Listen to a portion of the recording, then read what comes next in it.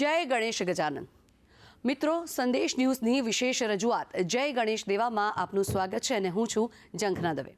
આપણી ભારતીય સંસ્કૃતિમાં દરેક દેવી દેવતાઓના દરેક તત્વ અને વાહનનો પણ અનેરો મહિમા છે. તે માનવને પોતાની જાત પૂરતો સીમિત ન રાખતા માનવના સીમાડાને ઓળંગીને પશુ પક્ષી તેમજ વનસ્પતિ અને સમગ્ર સૃષ્ટિ પર પ્રેમ રાખવાનું શિક્ષણ આપે છે. મિત્રો, આમ તો આપ સૌ જાણતા જ હશો કે માતા લક્ષ્મીજીનું વાહન ઘુવડ છે, જે ગણેશજીના વાહન મુષકરાજના દુશ્મન છે, અને ભગવાન વિષ્ણુનું વાહન ગરુડ છે, જે દેવાધિદેવના નીલકંઠમાં વિરાજમાન સર્પના શત્રુ છે, અને સર્પ ઉંદરનો પણ શત્રુ છે. તેમ છતાં પણ દરેક દેવી દેવતાઓ પશુ પક્ષીઓને પોતાના વાહન તરીકે સ્વીકારીને તેમને અભયદાન અર્પણ કર્યું છે. તો મિત્રો, આજે આપને જણાવીશું કે મુષકરાજ ગણેશજીના વાહન બન્યા તેની પાછળ શું કહે છે ગણેશ પુરાણ. આવો જોઈએ. ભગવાન ગણેશજીની પ્રતિમાઓ ગણેશ ચતુર્થીએ અનેક પૂજા મંડપોમાં શોભાયમાન થઈ ગઈ છે. ત્યારે ગણેશજીની સાથે તેમના વાહન મુષકરાજની પણ પૂજા આરાધના કરવામાં આવી રહી છે.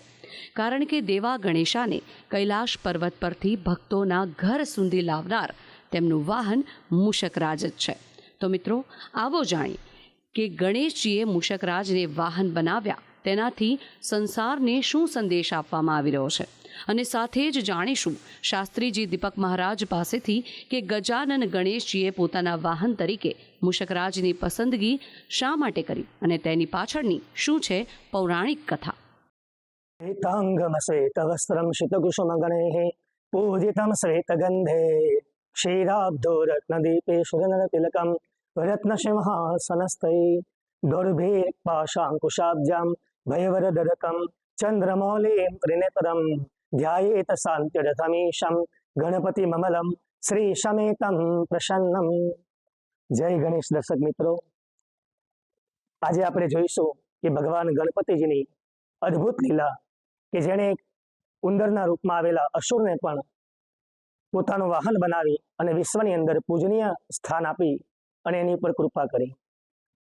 એક કથા અનુસાર એવું છે કે એક વખત દેવતાઓના રાજા ઇન્દ્રની સભા યોજાઈ હતી, અને ઇન્દ્રની સભાની અંદર એક ગંધર્વ હતા જેનું નામ હતું ક્રોચ, અને ક્રોચ નામના ગંધર્વએ વામદેવ નામના મુનિ ને પોતાના પગનો સ્પર્શ કરી દીધો મસ્તીમાં, અને મસ્તીએ ચડી ગયા અને પગનો સ્પર્શ થયો એટલે વામદેવે આમનું અસુર જેવું જે વર્તન જોઈ ને વામદેવ ખૂબ જ ક્રોધિત થયા છે, અને ક્રોચને એક શ્રાપ આપી દીધો કે તારું વર્તન અસુર જેવું છે, એટલે માથે તું જ આથી અસુર થજે અને આથી તું મૂષક બની જા, એટલે કે તું ઉંદર બની જા.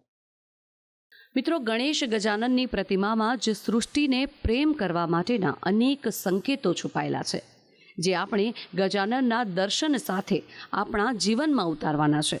કેમ કે ગણેશજીના વાહન મુષકરાજ એટલે કે ઉંદર છે, પરંતુ અનેક લોકો પોતાના નુકસાનથી બચવા માટે ઉંદરને ઝેર આપીને મારી દેતા હોય છે. જો કે પ્રકૃતિના ચક્ર મુજબ આ ઝેરી ઉંદરને ગીધ, બાજ પક્ષી, કાગડા અને સર્પ વગેરે ખાય છે. આ મૃત ઝેરી ઉંદરના કારણે થઈને અનેક પક્ષીઓના શરીરમાં પણ વિષ ભેગું થાય છે, જેનાથી પક્ષીઓની રોગ પ્રતિકારક શક્તિ પણ ઓછી થાય છે, જેથી જંતુનાશક દવાઓ અને ઉંદરના ઝેરના કારણે થઈને પક્ષીઓની અનેક જાતિઓ પણ સંકટમાં આવી ગઈ છે, જેના કારણે થઈને હાલ આપ સૌ જાણો છો કે પક્ષીઓની સંખ્યામાં પણ નોંધપાત્ર ઘટાડો નોંધાયો છે. અને શું છે તેની સાથે સાથે પૌરાણિક કારણ, આવો જોઈએ. એક દિવસ પારાસમ ઋષિને આશ્રમમાં એને ખૂબ જ ઉત્પાત મચાવ્યો, અને આનાથી કંટાળી અને પારાસર ઋષિજીએ ભગવાન ગણેશજીને પ્રાર્થના કરી, અને ભગવાન ગણપતિજીએ પોતાના પાસ વડે એ મૂષકને કહેવાય કે કંટ્રોલમાં, કાબુમાં લીધો, અને મૂષકને પોતાનું વાહન બનાવ્યું. પહેલા એની ઉપર ખૂબ જ બાંધી દીધો, એટલે મૂષકરાજે વિનંતી કરી, એની વિનંતી સાંભળી અને ભગવાન ગણપતિજીને દયા આવી, અને પોતે એને નિયંત્રણમાં લઈ અને ભગવાન એને વાહન ઉપર બનાવી એની સવારી કરી, અને ભગવાને એને મૂષકરાજ તરીકે વિશ્વની અંદર પૂજનીય કર્યા. આ રીતે ભગવાન કહેવાય છે કે ગણપતિજીની પૂજામાં મૂષકરાજ એટલે કે એમના વાહન ઉંદરની પૂજા પણ અનિવાર્યપણે થવી જોઈએ, અને એની પૂજાની સાથે જ ભગવાન ગણપતિ ખૂબ જ પ્રસન્ન થાય છે અને બધાનું કલ્યાણ કરે છે. મિત્રો, આ પ્રકૃતિનું સંતુલન ખૂબ જ અદ્ભુત છે. બસ જો પ્રકૃતિ સાથે કોઈ ચેડા કરવામાં ન આવે તો બધું જ યોગ્ય રીતે ચાલી શકે છે. કારણ કે મિત્રો, ઝેર દ્વારા જેટલું નિયંત્રણ ઉંદરો પર કરી શકાય છે તેના કરતાં અનેકો ગણું નિયંત્રણ તો પક્ષીઓ દ્વારા જ કરવામાં આવે છે. પ્રકૃતિ સાપ અને પક્ષીઓ દ્વારા જ ઉંદરો પર પ્રભાવશાળી નિયંત્રણ કરે છે.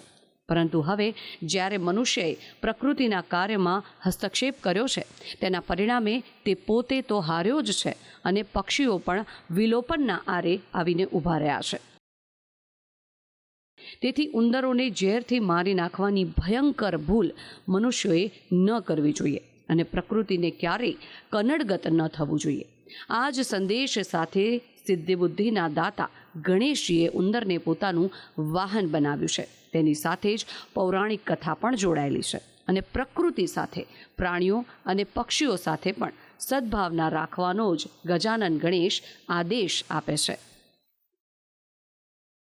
તો મિત્રો, મૂષકરાજને વાહન તરીકે સ્વીકારી લેવામાં ગણેશજીના હૃદયની વિશાળતાના પણ આપણને દર્શન થાય છે. મિત્રો, શું આપ જાણો છો કે ગણપતિ દાદાને કૃષિ દેવતા પણ કહેવામાં આવે છે? કારણ કે ખેડૂતોની માન્યતા મુજબ કૃષિ માટે નુકસાનકારક ઉંદરને ગણેશજીએ પોતાનું વાહન બનાવી તેમના નિયંત્રણમાં રાખ્યા છે, જેથી ગણેશજીની સાથે મૂષકરાજની ભક્તિથી ખેડૂતોના પાકને નુકસાન થવાની ભીતિ રહેતી નથી. જેથી જગતના તાત પણ ગણેશજીને આરાધ્ય તરીકે પૂજે છે. જેથી ગણેશજીની વિચારસરણી, સમજણ અને બુદ્ધિને માત્ર મનુષ્ય જ નહીં પરંતુ સર્વ દેવી દેવતાઓ પણ સન્માન કરે છે. તો મિત્રો, કાલે ફરી મળીશું આપના અને ગણેશજીના પણ મનગમતા રસદાર મોદક લાડુની માહિતી સાથે. તો હાલ મને આપશો રજા. જય ગણેશા.